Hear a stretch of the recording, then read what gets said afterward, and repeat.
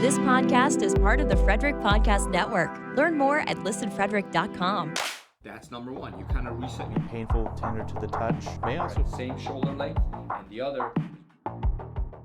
Well, hello and welcome back to another episode of the Real Health Podcast with Brandy and Amir. I'm Dr. Amir Rashidian, a chiropractor. Brandy Rashidian is my other half and the face and the voice and the talent and all the good stuff that comes with it. It's probably why you watch. This is my favorite part of the podcast. That's right. That's right. Well, I'm honored to have a couple of guests with us. But before I tell you about our guests, Real Health Podcast is brought to you by the Frederick Podcast Network. It is found on listenfrederick.com, as well as YouTube, Spotify, iTunes, iHeartRadio, and everywhere else that you can find podcasts. Our purpose is so we can bring you the latest information on health and wellness, whatever's in social media or latest on the news, mainstream media.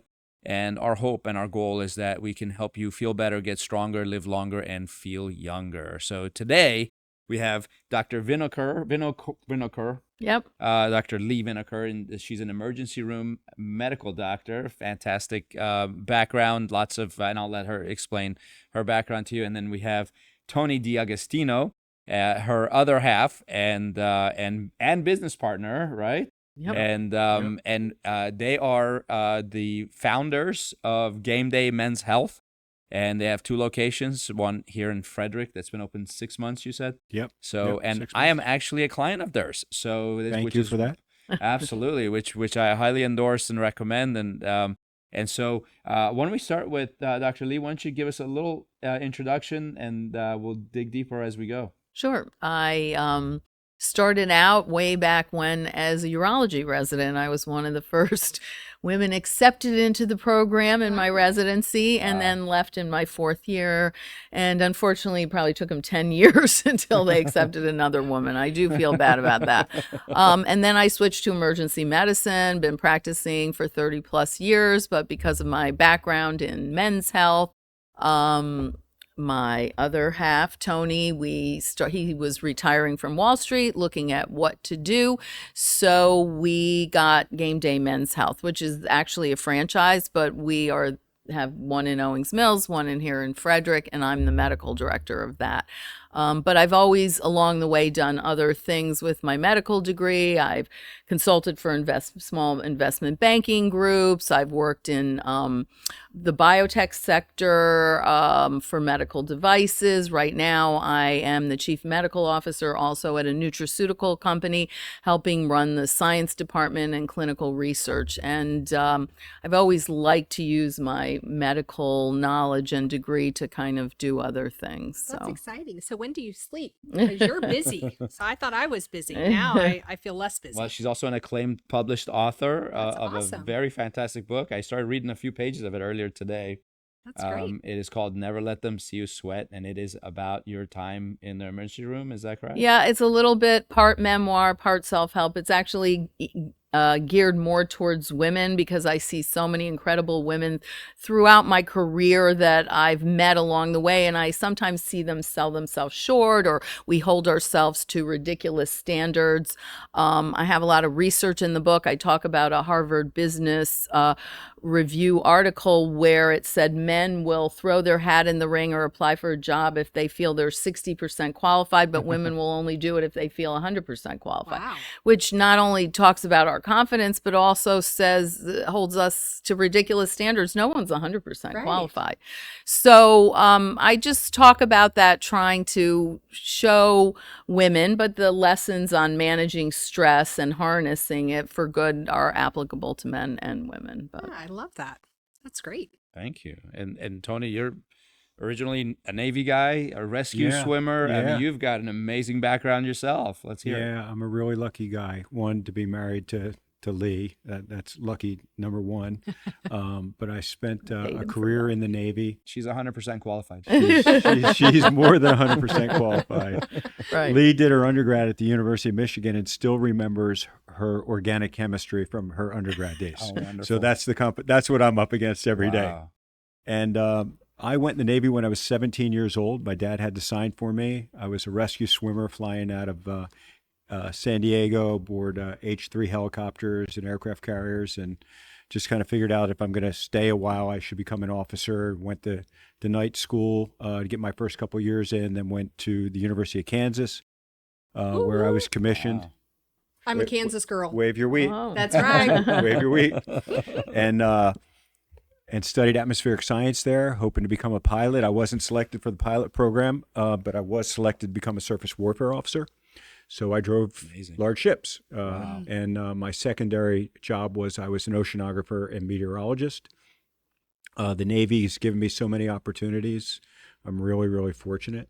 That's neat. I was a non-college material in high school, and the Navy allowed me to get 2 Masters of Science degrees in applied physics. Amazing. That's awesome. So the Navy Thank is you for very, your very service. Super good. simple program, work. I'm sure. Yeah, yeah. That's amazing. Great job. And then I got lucky again. I was driving a carrier off the east coast of the U.S., and there's an executive at sea program where they fly people out and let them see how their tax dollars are spent. And a fellow came out, and I met him, and he ran an equity trading business on Wall Street. And a couple of years after we met, he said, "Hey, isn't it about time you retire?" And I went to work for him and spent 24 years in Wall Street. Wow. And had a really great career. And so I'm really, his name is Mickey Mazzara. Thanks, Mick. And Colleen and that family that just really changed my life. I've been very, very fortunate along the way. I met Leigh. And so I was getting ready to retire from Wall Street, and I'm really not the retiring type. I can see that. I tried it a few years ago. I wasn't very good at it. And I don't golf, I don't hunt, and I don't fish. So there's kind of limited things for me to do. And Leigh actually came across a paper that talked about the number of guys in North America, numbered in the millions of guys in North America that are on antidepressants who never had their testosterone levels checked. Oh, I believe that. And I thought, geez, well, what's wrong with that picture? And so you have millions of guys on antidepressants when maybe they just had low T. Right. And then along with the antidepressants come all kinds of other side effects and yeah. issues. Like and, lowering your T even Right. more. Right. right, like lowering your T feels even very more cyclic and then, other doesn't it? libido You know what I issues and all kinds of problems. Right. And I said, well, that sounds like a problem that, we can get behind. And I brought it to Leigh while we were talking about it. And she initially was like, nah, I don't think so. And about 6 months went by, and we said, let's go meet those guys. So the franchise is based out of Southern California. Okay. And it was founded by a guy named Evan Miller. And we went out, we met the team, and we said, I think we can work with these folks. And so we threw our hat in the ring, and here we are. There's more than 400 of us now in wow. North America. Yeah. Okay. Yep. So we're in United States and Canada. Plans to go to Europe at some point in the future, and there could be more than double that amount, maybe as many as 800 or even 1,000 at some point in North America. That's amazing. So, yeah, I love it. And we've been open 14 months in Owings Mills, 6 months here, as you mentioned, Yeah. Amir. And we really are enjoying the Frederick community. We didn't know much about Frederick until we took over this clinic back in April. But we've really learned to like the community here and the people. And Yeah. Thanks for having us. Frederick almost feels like our pleasure. Thanks for joining us. Frederick almost feels like it doesn't belong in Maryland. It seems like a different type of town. Yeah. It's more like Kansas. Fastest we say. growing, and fastest growing area in Maryland, sure they is. say. Oh, Yeah, yeah. it's I mean, amazing. Cute little downtown coffee shops. That's what Tony's always complaining. There's no damn coffee shops in Owings Mills, other than Starbucks. Other than Starbucks, there's It no drives them independent crazy. coffee shops in Owings Wow. Mills. Yeah, we really appreciate our the love of coffee that this Artisanal. community You has. remember when Starbucks was going to open here in Frederick? We were there downtown. were protests. Yeah. People were saying, "No, we need those local coffee shop Right. owners to be taken care of." And- Yeah, they barely got in. So there were only 2 corporate entities or 2 corporate groups that were allowed in, and only Starbucks survived. Yeah. Subway was the other one. The other was Subway, and they're gone. And so they just did not want any of that in downtown. They wanted to keep it very. Meanwhile, Chick-fil-A is kicking butt. Yeah. Wow. Aren't they opening a third one? They did already. They did. Yeah. Okay. Yeah. They kill it everywhere. Yeah. Oh yeah. Yeah. Well, they seem very to true. do a good job. But your service is amazing. I mean, I get to go in and right there I have my blood work done, my measurements done, and Yeah. vitals and everything, and then they run my test while I'm still sitting there. Yeah. And they tell me the result. I meet with the doctor. We plan out the next 6 weeks, and it's fantastic. Yeah, Thank there's you, so Amir. much value in that. I mean, Yeah. we had been using services before Yeah. where everything was remote. And while that might seem okay for schedule, I think as technology has grown and how wonderful technology can be for us, having the human in-person connection, I don't think there's anything, you can't get anything better than that. We agree. There really seems to still be a place for that. Yes. Guys really like coming in and getting their blood drawn right in the office. And we spin it up right while you're waiting. You Yep. see the doc, like Amir just said, and it really resonates with guys. And a lot of guys that have come in, they were getting something from some guy at the gym, That's or right. something online. That's right. And you're hoping it's quality. Yeah, You're hoping, but and I'm like, it's a lot of faith involved in that. we know where our clinicians went to school.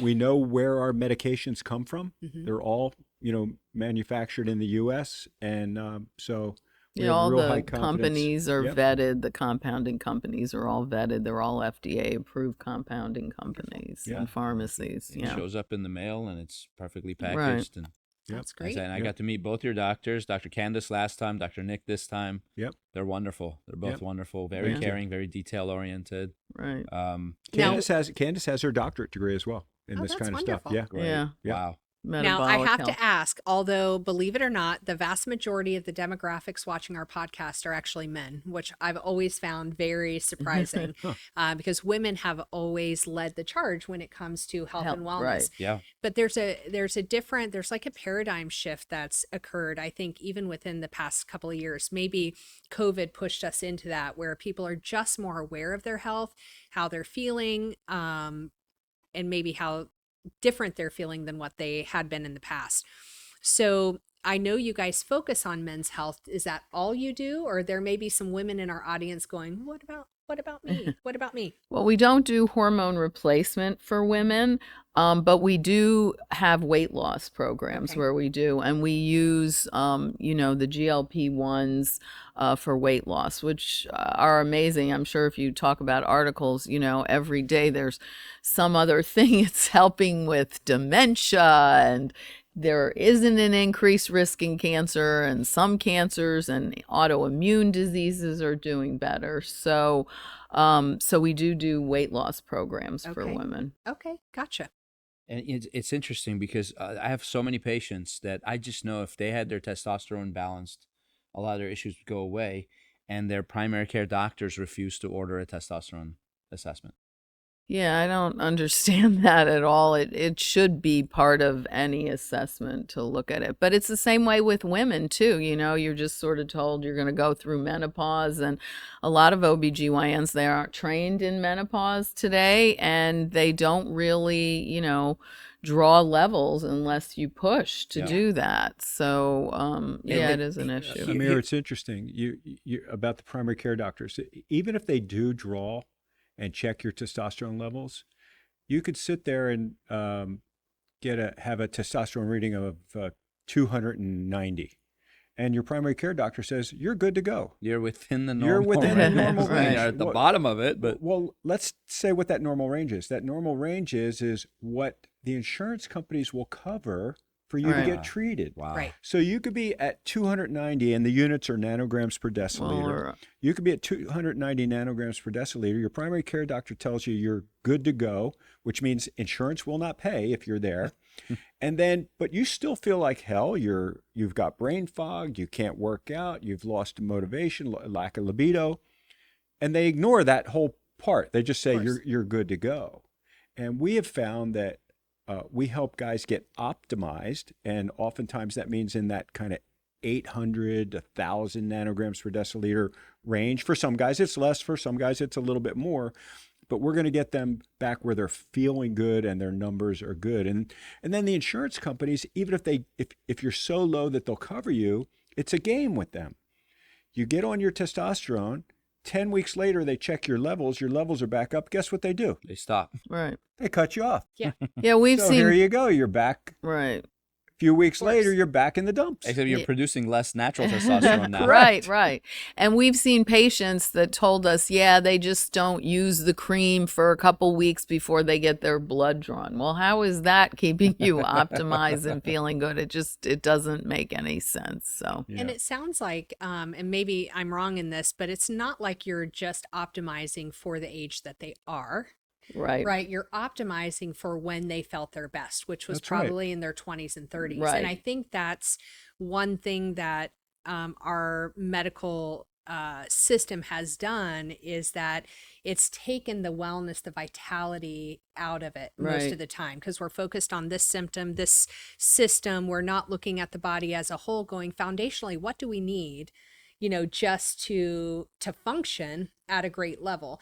And I think having that approach where you're like, let's take you back to when you felt your best. Right. When and everything that's so was true. working. Right. That's so true, because if you look at a chart that talks about andropause, just the way women have menopause, it's a curve that's going down. So if you're in your 40s, maybe the level is between 3 and 400, right?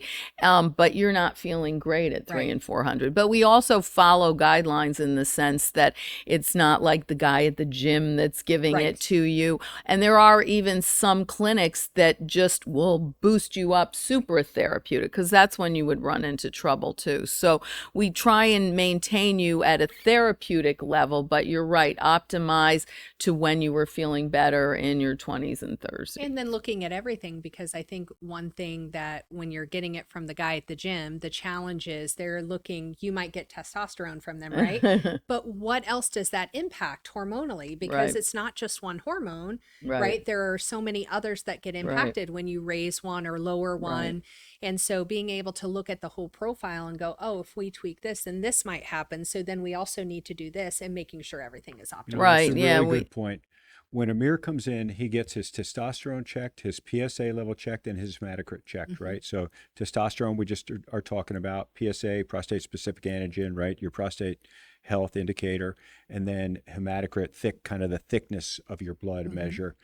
But once you become our patient, we also send out more blood and get a full panel. So we're not just looking at those three we look factors, at thyroid, but we're looking and at prolactin, your whole panel, and making sure that everything is where it should be. Right. And we want to make sure, that your low T isn't because, you have a brain tumor and you have high levels of prolactin that are coming out from a pituitary tumor. So, we do that full check, and we do that once a year or twice a year for you. And then every time you come in, you get your PSA. And, testosterone doesn't cause prostate cancer, but if you had an occult prostate cancer, it can feed it. So we would see a bump in your PSA. So if there's a greater than 1.4 difference from your last one, then usually we'll hold off on the testosterone. We'll send you to the urologist.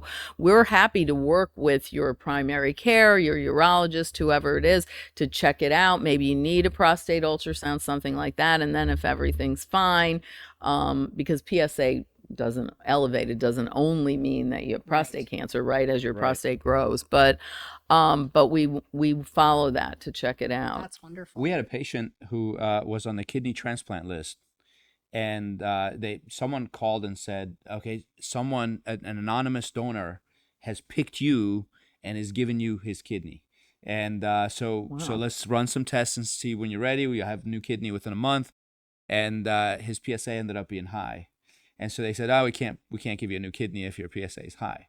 And he came to me, he said, what do I do about this?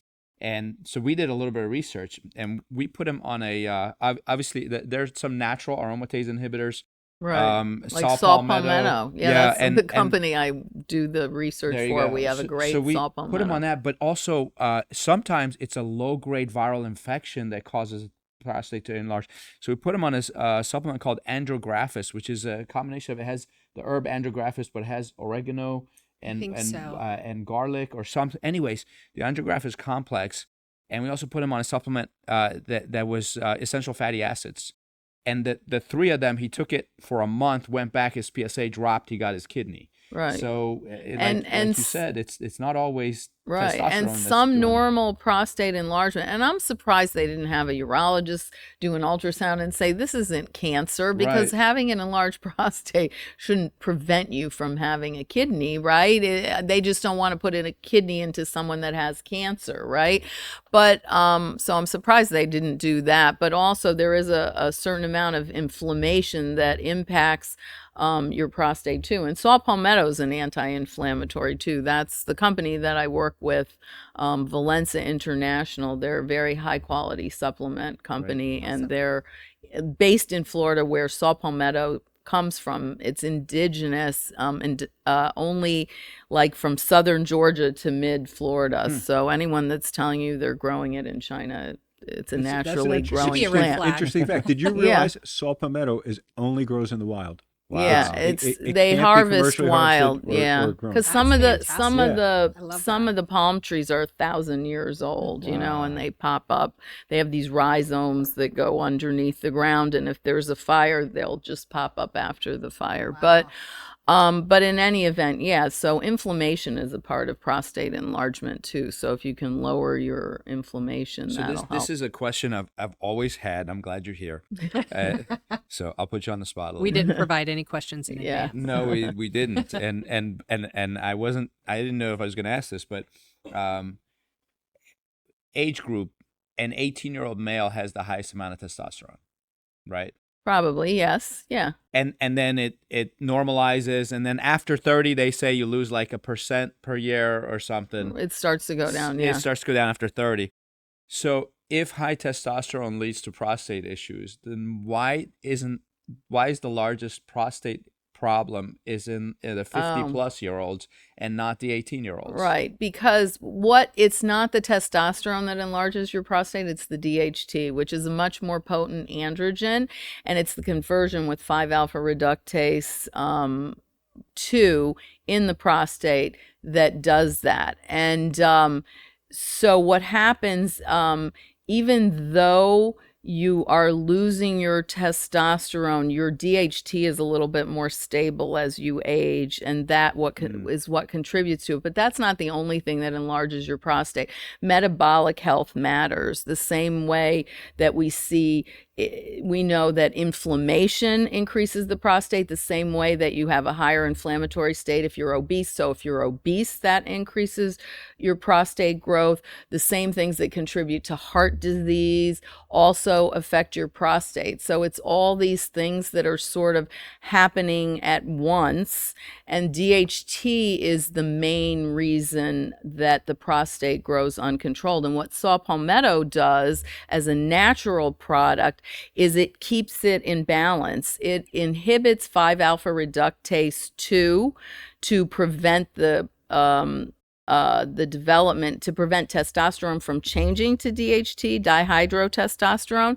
And it does it all locally in the prostate, and it does it sort of homeostatically to keep you in better balance. And it's because saw palmetto has these key fatty acids that the prostate uses as fuel more than glucose. So it keeps you in balance and can help with the inflammation and can help stabilize and lower the DHT within the prostate. But that's usually the problem of it. It's not the testosterone itself, it's the dihydrotestosterone, which is the more potent one. And by the way, as women age, or there's conditions like polycystic ovary disease, which are an increase in androgens in women, they start to see the same things with acne and hair loss. And that's what causes acne and hair loss and everything too, DHT. It's one of the more potent androgens. Okay. And interesting. you know, I think you said it earlier that the saw palmetto has to be sourced properly, Right. because there's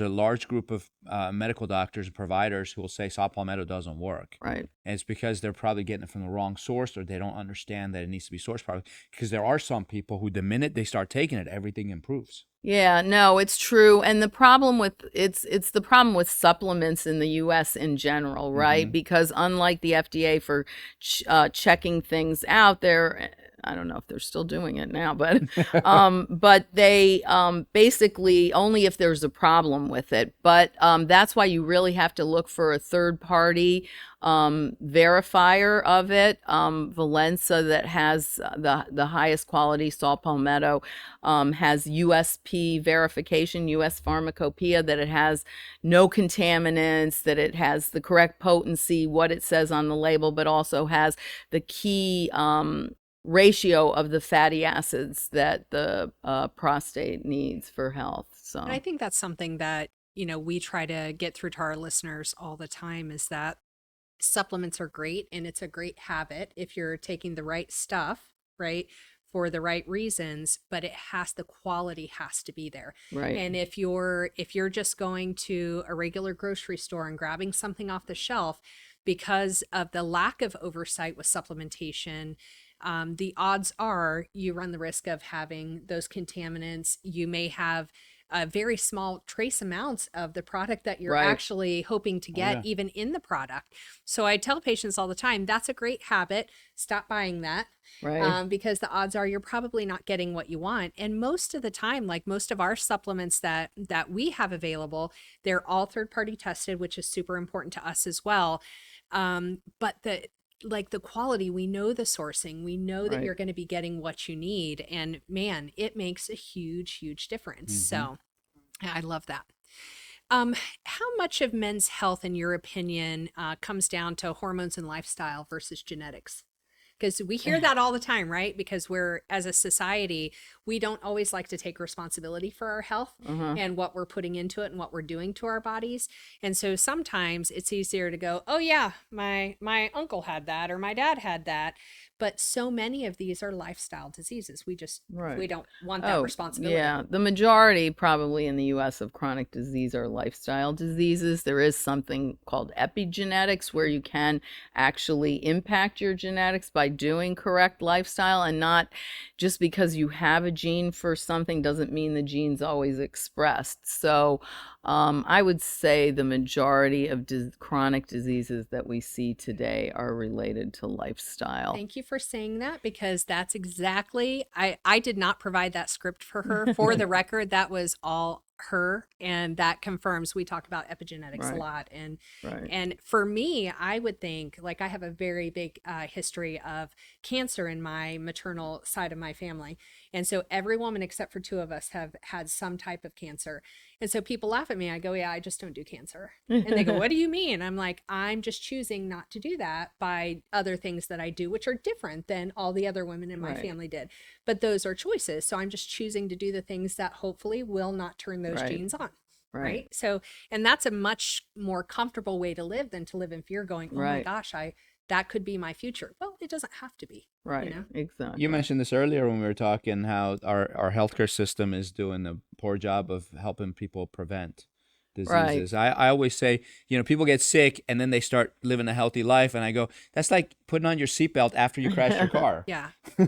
Well, it's because we don't have the right definition around those things. You know what I mean? Like, preventative is not diagnostic. Right. Like, that's different. Just because we can't say a mammogram is preventative. It's not. It will tell you if a mass has started developing, but you can't prevent it. Big Pharma hasn't found a drug that you can take when you're born that keeps you healthy your whole life. They're working Otherwise, on it, prevention would be a big thing. Right.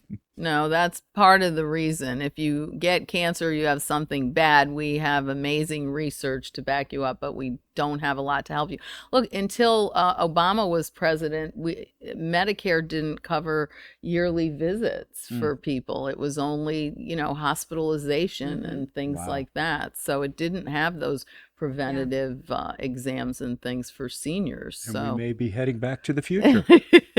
Right. I know. That's Well, and speaking scary of thought. Medicare, just insurance companies as a whole, I feel like they have too much power, and their sure do. profit is dependent on denying care. So that ends up being an issue too. We have patients now who are getting letters from these are Medicare patients. We're getting letters from their primary care saying, unless you get these assessments annually, you can't be a patient of ours anymore. And sometimes they don't want some of those assessments, but Yeah, I mean that was part of it to make sure that, probably in good faith, you didn't have depression, you weren't drinking too much, those kind of assessments. But what's happening now that they're talking about with Medicare but in the past, Medicare never really stepped in. If your doctor said you needed a diagnostic test or some type of treatment, you probably could get it. But now they're going to have pilot programs, just the way the private insurances are, for potential denials, and I had been reading that they might be using AI to decide, who fits the criteria for the procedure, for the treatment versus Live radio, local podcasts, the Frederick Podcast Network at listenfrederick.com.